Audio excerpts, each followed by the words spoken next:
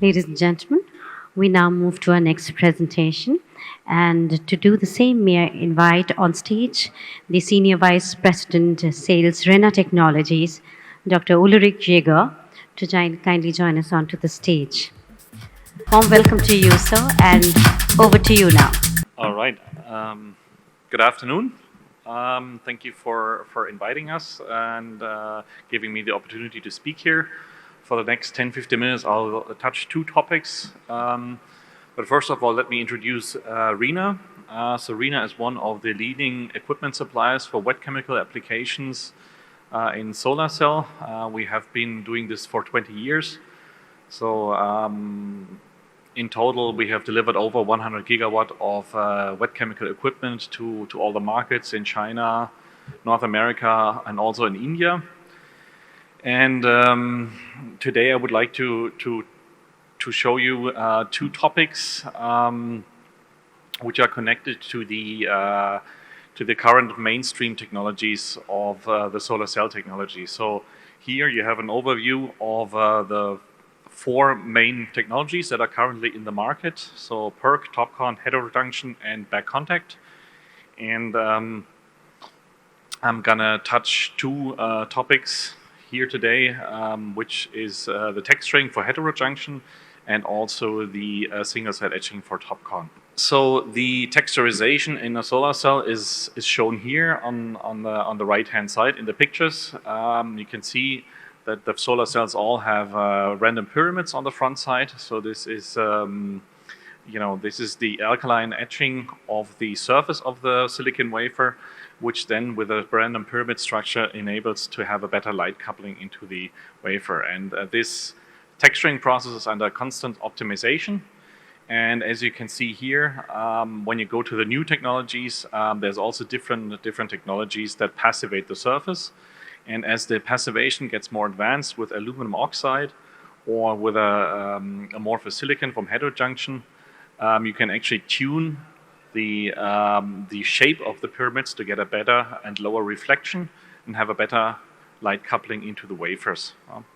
RENA is constantly developing additives and processes for texturization, and together with our research partners from CAINES in France, we have done some development, and on their pilot line of heterojunction, we have put two of our additives in place, and by you can see this here on the bottom, by adjusting the shape of the pyramids and then of course also adjusting the rest of the cell process, you can see in the right hand graph that you can actually boost the efficiency considerably when you do the optimized texturing process, meaning you have a lower front side reflection.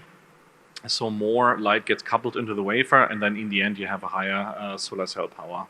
Looking ahead, so what's in the next years to come? So heterojunction is well established in the high volume production, but to just give you an impression. So right now everybody in the industry is talking what is coming after TOPCon, after heterojunction, and one of the promising technologies is this tandem solar cell using a perovskite. And just 2 weeks ago in the European conference, there were several talks about that, and what will be required is a very uniform, a very small pyramid texturing process.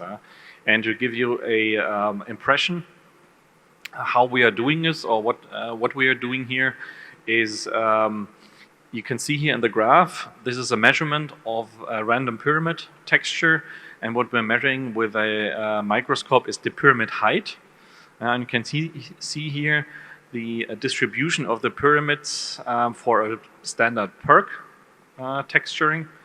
And if you go to the newer versions, you can see that when we improve our texturing additives, that the distribution is shifted to smaller pyramids, so the height gets smaller, and they're more uniform. And this red one is the current product line.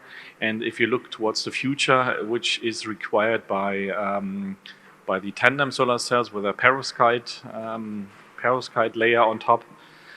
This means it needs a very homogeneous, very small pyramid. And you can see here by tuning the chemistry and developing the additives, you can actually achieve that. It's not yet ready to go, this green additive, but we're well in the development, and probably sometime next year we will release this to the market.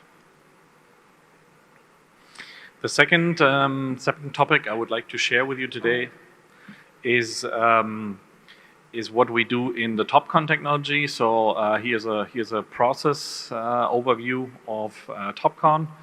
So typically there is 4 wet chemistry steps required. So the texturing, the single-side boron emitter etching, and the poly etching. And typically the poly etching is combined with a cleaning before the front surface passivation.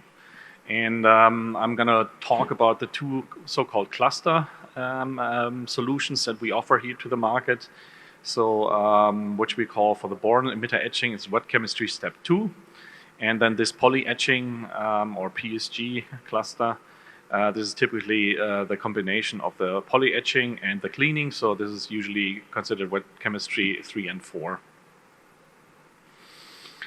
For the boron emitter etching or PSG etch cluster or boron cluster, however you want to call it. So it's a combination of 2 machines. So the first one is etching away the boron glass, the rear side boron glass, and the second machine is then etching away the silicon and doing the rear side polish. And if you go a little bit more into detail, so the first machine, which is responsible for the boron glass etching, you can see here on the right hand side in the drawing that this machine actually removes the rear side boron glass, and on the front side you keep the boron glass, which then acts as a masking layer, and then you go into the batch machine. And in the batch machine you can see here in the drawing the texturing and the parasitic diffusion on the rear side is actually etched away with KOH, and on the front side the boron glass stays on top.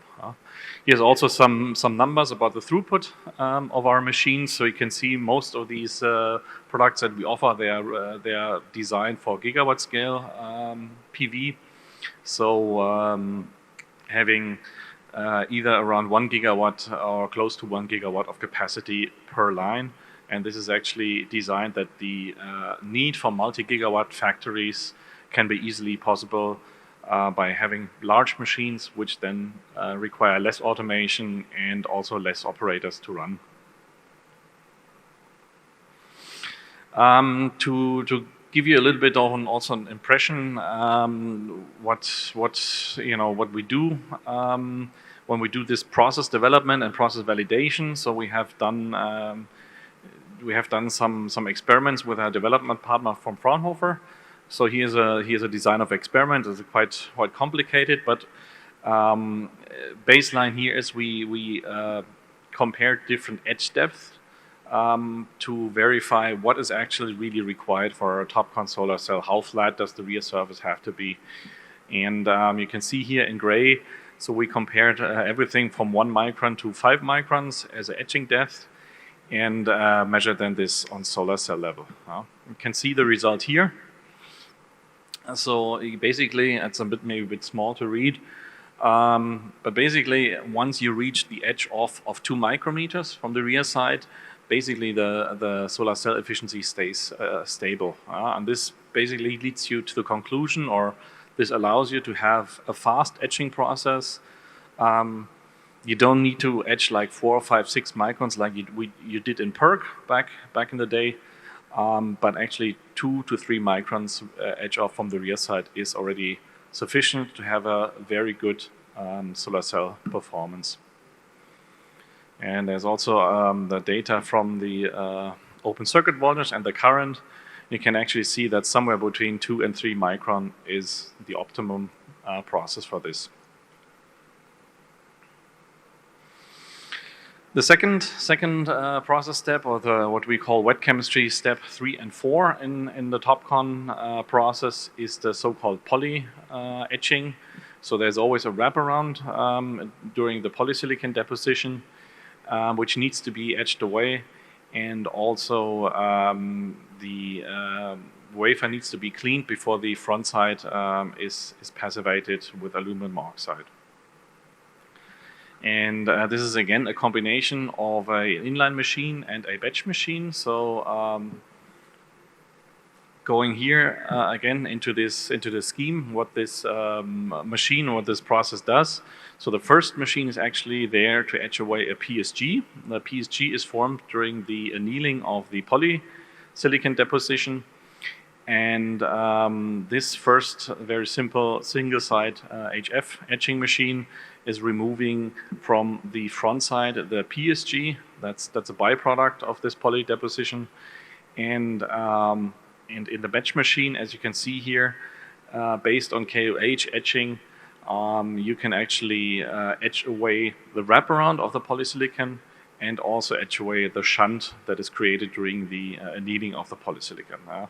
And then the last baths in this machine are for cleaning, because the need to have a very clean and very perfect surface before the front side passivation has been identified when TOPCon was established a couple of years ago, that the aluminum oxide is performing much better if you have a short oxidative clean before that. The most critical thing in this process is actually the removal of the shunt. So this is everybody saying this is a wraparound removal of the polysilicon. Yeah, that's true, it is. But what is most critical is that the shunt that is happening during the annealing of the polysilicon, it actually deteriorates the solar cell performance. And by measuring the reverse current behavior of the solar cell, which is done here,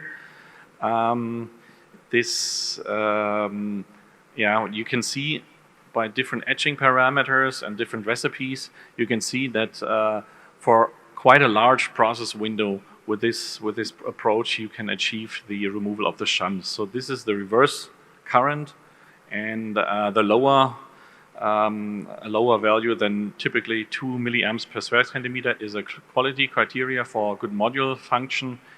And as shown here, for a variety of temperatures and also etching times, we can find a very, very large and very stable process window. Okay, and this already concludes my short talk. So just I gave you two topics today. First of all, the texturing and the single-side etching for the two current technologies, heterojunction and TOPCon. So in the texturing, I think the basic message is RENA can provide the additives and the process along with our machines, and we are constantly working on the improvement of these additives on the materials. And the second thing is I showed you the gigawatt scale solutions which are available for TOPCon. And about RENA, so because there's a lot of discussion going on right now whether Chinese equipment or Chinese technology can be exported to India. So let me say, we are a reliable supplier. We have delivered already to many customers here in India. It's all made and developed in the West, so it's Western-made technology. It's fully available, and we can do the installation and the service here on site. And just to give you a impression, so from the current batch generation, over 30 machines have been installed in 24/7 production, and we also have developed over the past 2 years several customer relationships and where we delivered TOPCon equipment to the market. And that concludes my talk. I would like to thank you for your attention and acknowledge the funding and my co-workers. Thank you. On behalf of Informa Market, we'd like to just make this a little more memorable by presenting mementos.